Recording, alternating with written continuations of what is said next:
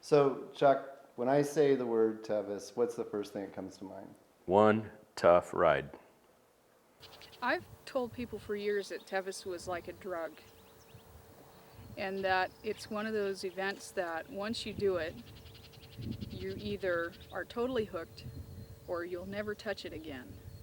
And it's it's the kind of thing that it has so much magic to it and so much energy on its own. It's almost like it's like a live organism, from the time it begins and the time it ends, from late Thursday night till late Sunday evening. There's just this time warp that exists. It's called the Tevis.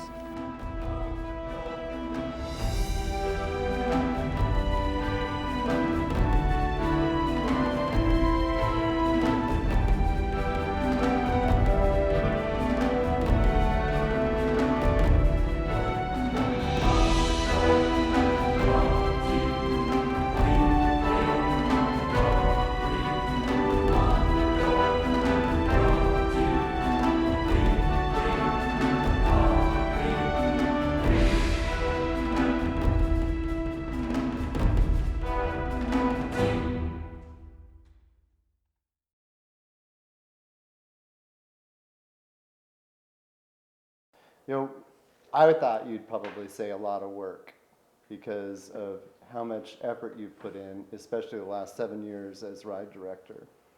Um, It's tough to put the ride on. It's tough to enter the ride and get your horse to the starting line sound. It's tough to get it through the ride and finish. It's tough if you get pulled, especially if you get pulled at the finish line. This is a tough ride in any aspect of it. If you're not looking for a tough ride, come crew it for somebody and get used to it that way.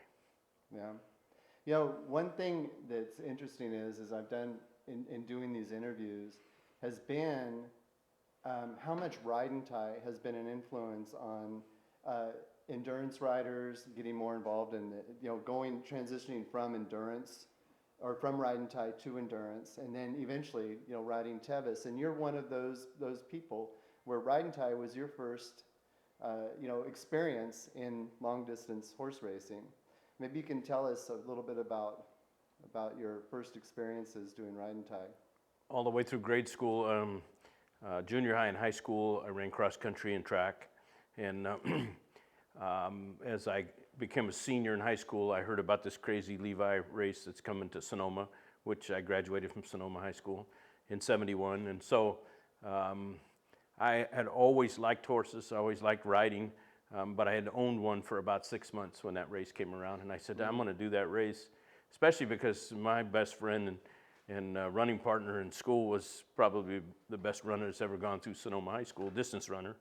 And but back in those days, they said you couldn't do it because of AAU rules, because there was money paid out to the people. Right. And so my best runner said, not this year. I can't do it. I'm still pre-Olympic kind of stuff, AAU. And so I got a different partner, and we did it. And we finished third, and I was hooked. And I loved every aspect of it. Yes. So what kind of horse did you use on your first? Probably first a ride? mostly thoroughbred grade horse. That he was expensive. He was $105 in those days, and bought him from the horseshoer, and the horseshoer shot him for that price. Yeah. And he gave us everything he had. When the three of us were wiped out after that first race. I think it was 27 miles, but it was up and down, and it was hot, and there was not very much water, and only one check halfway through, and it was a tough run. Well, what's interesting about ride and tie, to me, and we talked about this earlier before we came on camera, is how did Bud Johns, who was the ride director, and it was his brainchild to put this event on, how did he do the marketing to get people to even be interested in doing this incredible, event where there's two runners, one horse, and he had, he obviously heard about, there's folklore about the, Indians, Native Americans. This is how they traveled from point A to point B, and that kind of stuff. How did he get people to even want to be a part of this? That's a good question. I've heard people discuss this around the campfire for years, and then nobody has the exact answer. But when Levi Strauss puts on an event, they put on a first-class event, and then they're coming to put on a cross-country race, and here's something that was a different kind of event for cross-country type runners and riders. And so there was actually a demand for something there. And you know, it appealed to cowboys, it appealed to long-distance runners, it appealed to endurance rider types. So there were quite a few groups that came together that was interested in participating. Just doing it. And so what do you think the big influence has been with ride and tie and then modern day endurance? Well, people who did ride and tie, it's a shorter, faster sport. Most of the people that have gone into endurance wanted to know more about long distance riding and competitions. There are more chances to compete in endurance than there was in ride and tie, and it's a little different sport. It's similar, but it's different. And so when you start studying the long distance horse and using them in these kind of competitions, you gravitate to the longer stuff, and pretty soon you're doing a 50-mile ride and then maybe a 100-mile ride eventually. Then Tevis is the goal. You know, and ride and tie people are tough-minded people, and they don't shy away from the toughness of it. They enjoy that part of it, you know. And so if they do their homework, they become successful endurance riders, and then eventually successful Tevis riders. So you probably, I mean, you were saying that you didn't even know really much about endurance. You just heard about this event and said, I'm going to do this. Absolutely. The ride and tie, I felt like I was in command and knew what I was doing and knew how hard to push the horse and how hard to push ourselves and what we needed to be successful. And then 2 or 3 months after the first ride and tie, I went and did my first 50-miler. Okay. And I think we rode for 4 hours, and they said, you're at the first vet check. and we trotted the whole way, and there was no water for the horse for that whole section. It was a Tri-Cities ride. And and I said, let me out of this sport. My horse is done, I'm done, and I'm glad to go home. Yeah, because you were training for speed. But it was just something I had never really done. I didn't have a real mentor yet, Right. and I didn't know if I was training right or if you know, we were suited for it. But it was tough for me that day, and you know, I had an old thoroughbred type horse, and because we had been successful on the ride and tie, I expected to be somewhat successful there. We were going through photos, you know, prior to sitting here on, you know, looking for a backdrop for us, and you said, I want this backdrop because this is Bob Marks. No, it isn't. I think that's John McCullough. Or John McCullough, I'm sorry. It could be Bob Marks, but I think it's John McCullough. It's John McCullough. Okay. And so, you know, and you said that he was a big influence on you. And so maybe you can kind of share a little bit about that influence that he had on Well, after I shared that first experience on Tri-Cities rides with my sister, who worked in Santa Rosa, she worked with a guy that was in the equities business, and he would talk to John McCullough all the time about riding, and Joe and John and Kerry Ridgway were the three that rode together all the time from Santa Rosa. And so those three said, hey, if you you know, get your horse ready, and we're going to go do the Nugget ride, Right. and we'll come by Sonoma and get you. And that meant they slowed down and honked as they went by on the highway. And then we followed them to the next ride, and you know, at least we had somebody to answer questions for us. Right. I got pulled on that ride, but it was in the second vet check. So you made it. yeah, I made it twice as far. You know. So, you know, moving forward and your experiences and getting to, you know, on up to Tevis, what was your first year riding Tevis? I think my first year was probably 1974. What do you remember most about that particular ride, your first Tevis?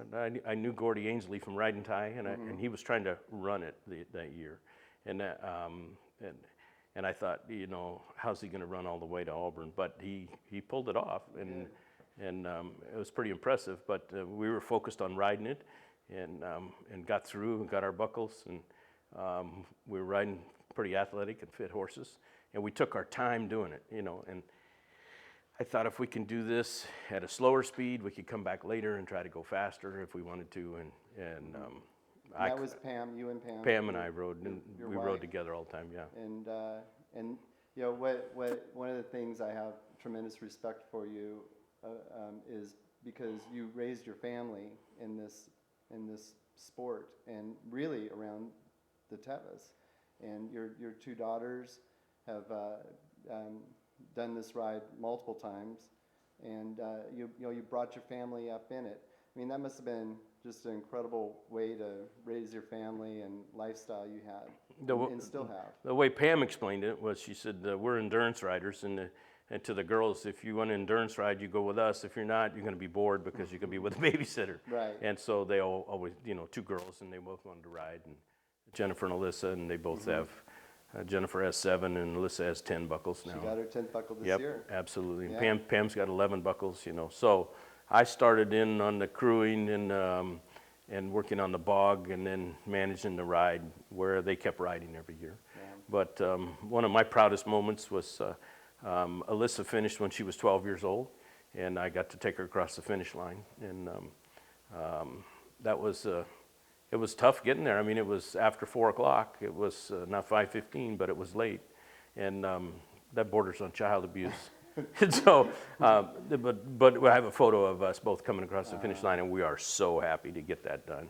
I bet. Well, And what an amazing experience to have. And Pam brought Jennifer across when she was 12 years old. So Yeah. both girls finished, And looking back at it now, both of them say that was important to do it. At that time, none of us knew if they were ready, and they didn't know if they were ready. But you try it and you see how it comes out, and it was successful.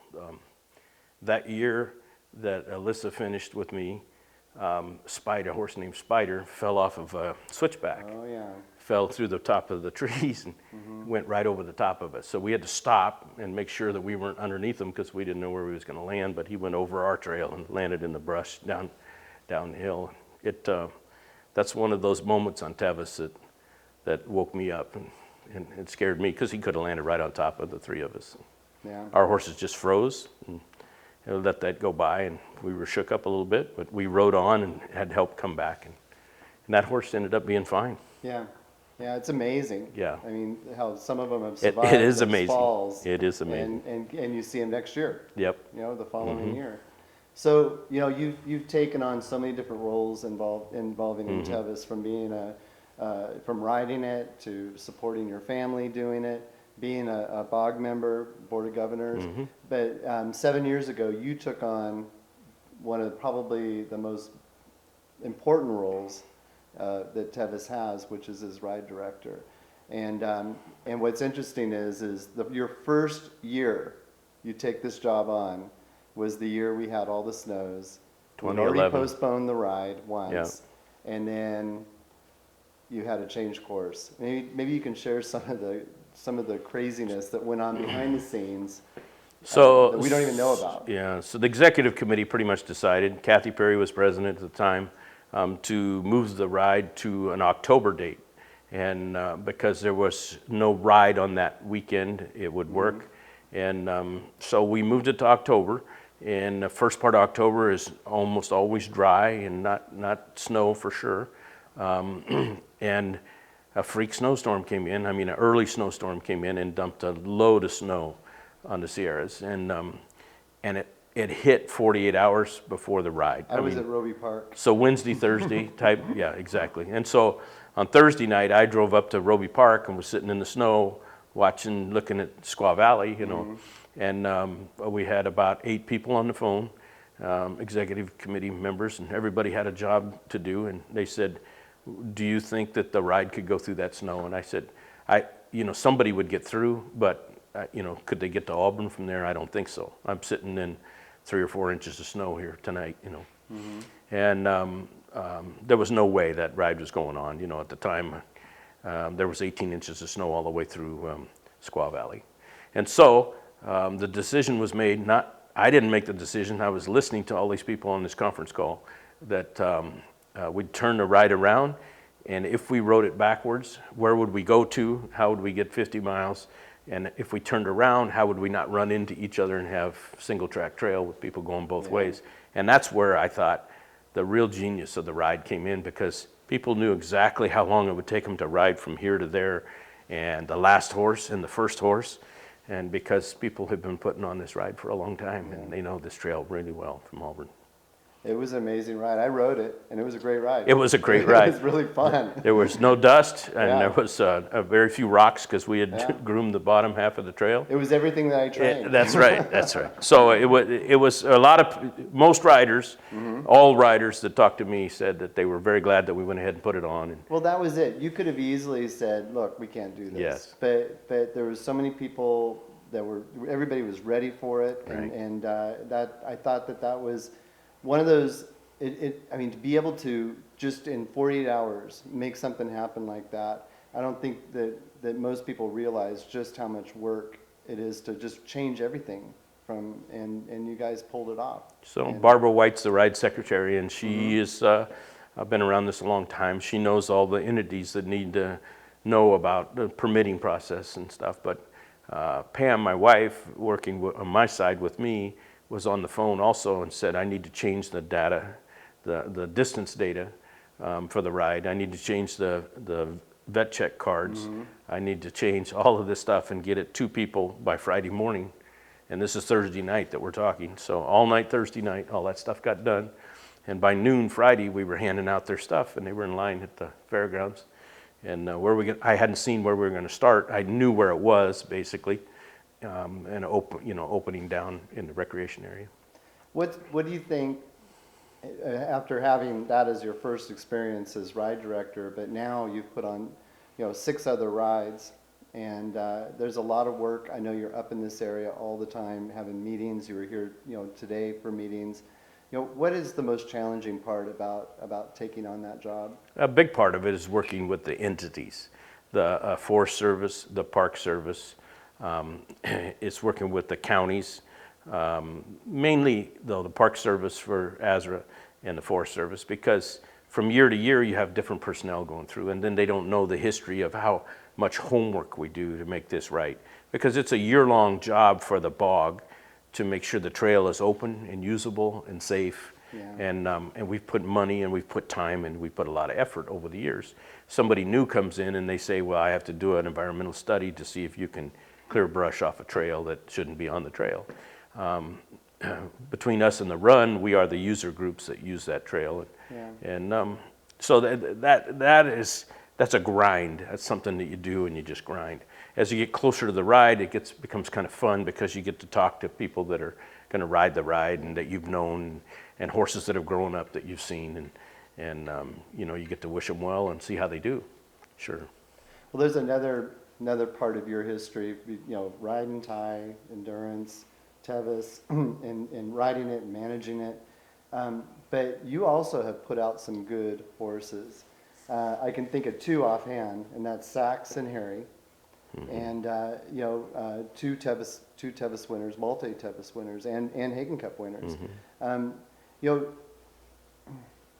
What do you look for? Because you every time I see you, and your family, you always seem to be riding good-looking, big-bodied, big-boned horses. Where do you find them, and what do you look for? You probably got to say where you find them. Yeah, well, we could probably have a whole discussion about that, Yeah. interviewing that in one night. But And how did you learn that? trial and error, probably. But along with John McCullough and Joe Hampton and Kerry Ridgway had the eye for the horses.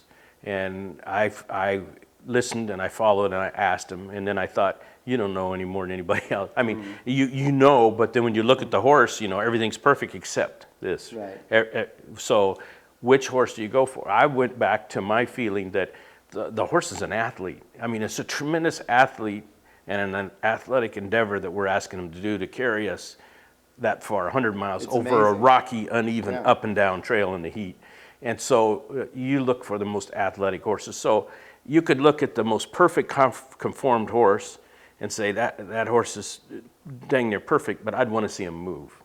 And so the way they move, do they carry themselves straight? Are they light on their feet? Are they athletic? Are they balanced? All of those things go into selecting a horse. And so the racehorse people have gotten to it a little faster than I think the other breeders, because they can prove the horse a little faster. And so a lot of the racehorse Arabian people, those horses have come on and been good endurance horses. Not all of them, but some of them. And You can't measure heart. They gotta want to do it. That's right. But a lot of that is in their bloodlines too. Yeah, yeah, very, very true. Yeah, not all of those beautiful horses were front-running endurance horses. But yeah, your percentage is going to go up if you pick an athletic horse. Do you pick them out young, or are you? Well, I'd rather pick out one 6 years old that's well broke and done some dressage, and just needs a big fat guy to ride him.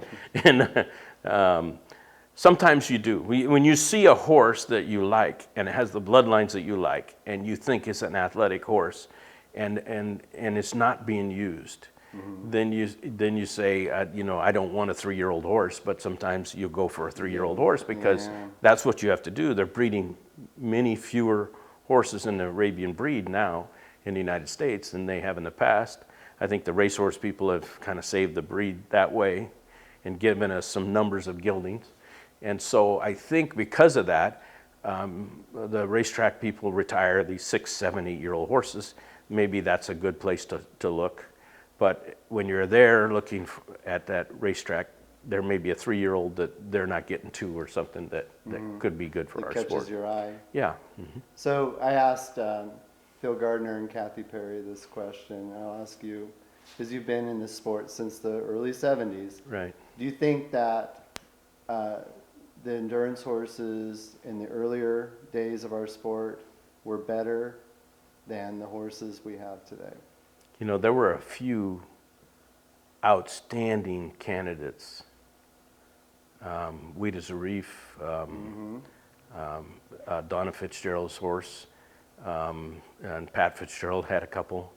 I think that those breeding of those Rush Creek and Hyannis horses, The early days. and some of those others from the early 70s, and I can't go back to the 60s, but in the 70s, some of those horses were fabulous. So I think the breeding is as good there. Maybe the racetrack people have put in a little more heart into some of these horses, but I don't know if we needed it because those records of those horses might not be duplicated. Right. And so that's all I can go on. I think the best horse that I ever had a chance to ride was Kerry Ridgway's horse, Rush Creek Flint, which was an Almira Night horse. Yeah. And I rode him on the ride and tie a couple of times. He's 16-hand Arabian that had just a huge trot and just a big heart. And, Kerry rode him on the 78 Pony Express race, Yeah. And he rode him 65 miles a day for 11 days straight at the end of that ride. And he said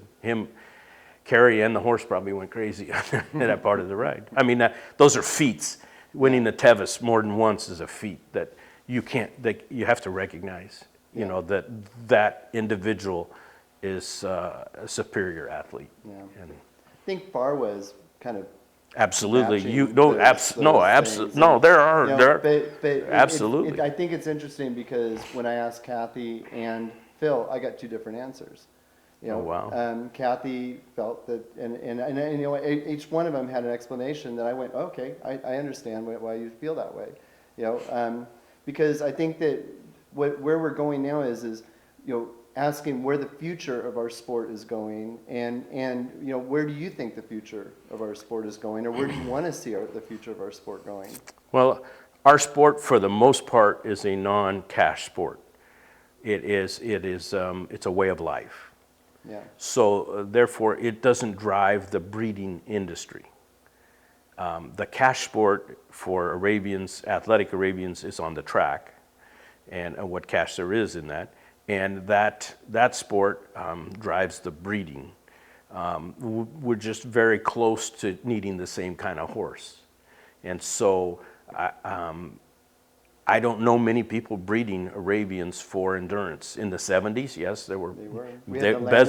I bred the Bezetal, our best mare, bred the Bezetal down the road, and they produced fabulous horses. But Rush Creek's not doing it. The Hyannis is not doing it. I bought the last Hyannis horse, and they knew what they were breeding. They had great bloodlines, and they were raised out correctly, and they were difficult to break because they were a little bit wild, and they became great endurance horses. So we don't have as many of those. One of our best horses that we bought was named Harry. He came from the slaughterhouse in Oregon, Yeah. and went on to, win the Tevis Cup a couple times and get the Hagen Cup. And I heard Marcia Smith say that he won his last 5 rides that he did, and before he retired, and they were all 100-mile rides. Yeah.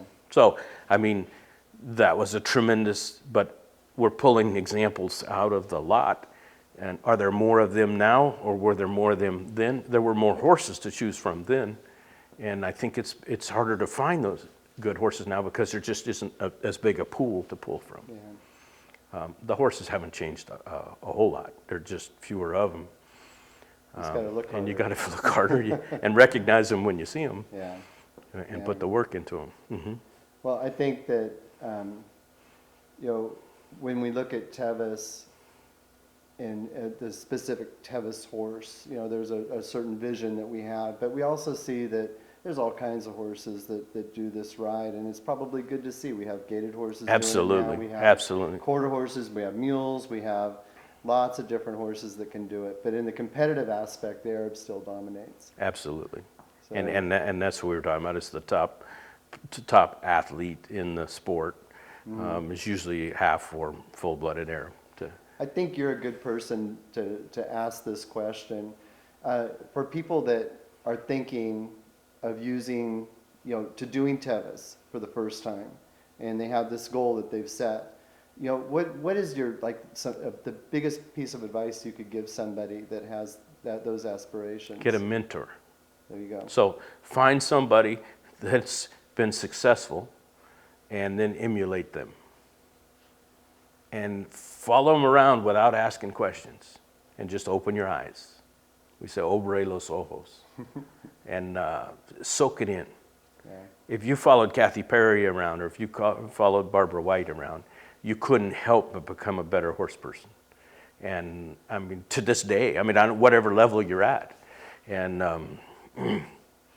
listen to people when they give a little talk like this, because they don't want to tell you how it is, because it may not always be that way, but they think that the key is, this certain thing, and they'll drop hints. And if you listen well enough to the people that have been successful, if you watch them close enough, it's all there. It's like an open book. So we used to come from Chico when we weren't riding Tevis, and we'd come watch them finish, and we'd watch those first horses come in. Whose horse looked good? Which rider looked good? It was a little bit of an Auburn sport at that time. That the people that lived in Auburn and trained in Auburn and knew the trail, it was an advantage, we felt like. And so when we first started riding, our goal was just to finish with a horse that looked good and felt good. And then we started to know the trail, and then we pretty soon knew what the horses needed, and electrolytes came along, and we knew how to use them. And those were big advantages to us.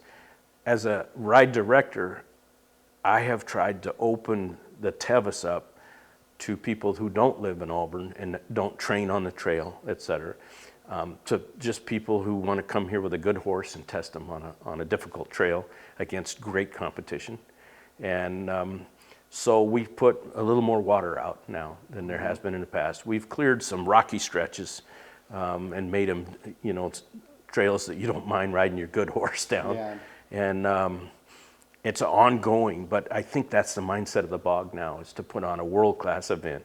And you can't do that, especially on this trail, a one line through the Sierra Nevada Trail, without putting in a whole lot of work and some money. And people have been very generous with their donations. And our finance committee has done well at bringing up money to get help working on the trail and trying to maintain it as a world-class trail. And I think the trail's in better shape now than it's been, It's than when we started. Yeah. So John McCullough, my mentor up here, would tell me, Chuck, let's go over and ride the Tevis Trail. And then when we got there, he goes, tuck your reins into your belt and let's walk down this hill because we're going to throw rocks off. That was the trail committee in the 1970s. I'm sure other people did it too, but John was on the bog and he was vice president at one time and very active in promoting the sport, and he had his 20 buckles. He probably has 5 of those on horses that we selected and had and he bought from us. Kerry Ridgway borrowed ours a couple times. We borrowed his a couple times. It's just good to see good horses being used by people who know how to use them. Tom Christoph and Tony Benedetti nominated me for the board, and I was on the board of governors for a couple of years, and I didn't have a specific job, and I didn't know what the hell I was on there for. And I was becoming very frustrated. And Tom Christoph said, Tony, don't you think it's time for Chuck to step up and maybe be the ride director? Well, I didn't even know what the ride director did. And then once I was in the throes of it, I said, what the hell did you guys see in me to make me want to be the ride director? I mean, I still kind of wonder that, you know. And they go, Chuck, you have been to the big dance and seen, I think Tom Johnson said this, he was listening.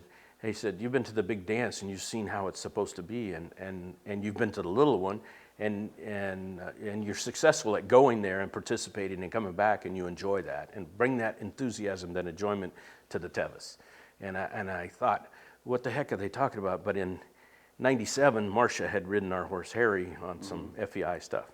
And so she had nominated me to be a selector for the '98 World Championship in Dubai.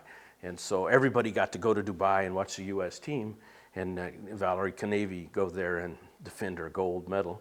And the U.S. had won the gold medal every year since 1980 in World Championships. And so, but we didn't get to go. Pam and I didn't get to go as a selector. For a year and a half, I'd been selecting this team of 6 horses.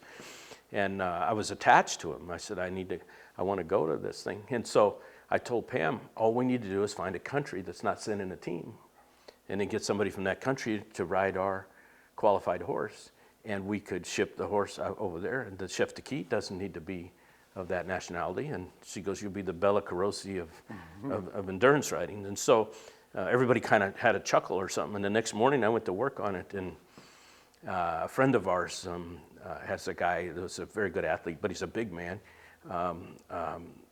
And I said, can you get Alfonso to ride our horse? And we would go to Dubai. And so we put together this team of 11 people, and it ended up 2 horses, and the horses shuffled a little bit.